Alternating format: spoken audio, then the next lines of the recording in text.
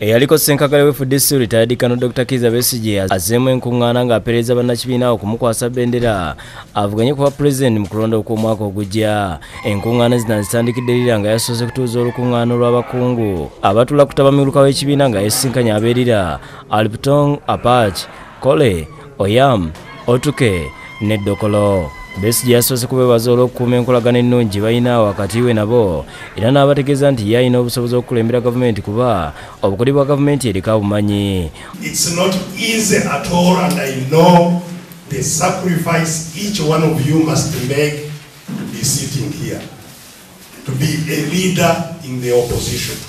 It takes a lot of personal sacrifice. You must forego many other things which others may have opportunity to access. Oluvannyuma Besigye yabasabye okumulonda mu kamyufu k'ekibiina asobole okuvuganya ku ntebe wa pulezidenti w'eggwanga.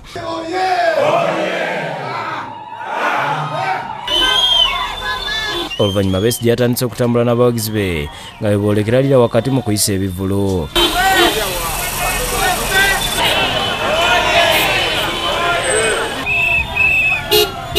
Poliisi eddumiro DPC Ezra Tugume yasoose kugezaako okumulemesa okuyita mu kkubo erimu ekintu abawagizi be kye baagaanyira bw'atyo oluvannyuma ya Pondoosi ne beeyongerayo.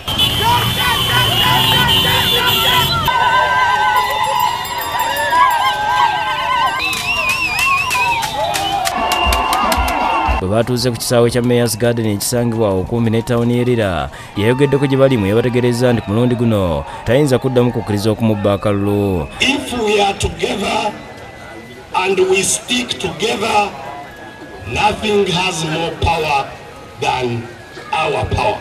I can promise you I won't give up fighting for my freedom, for my rights and the rights of Ugandans until it is achieved.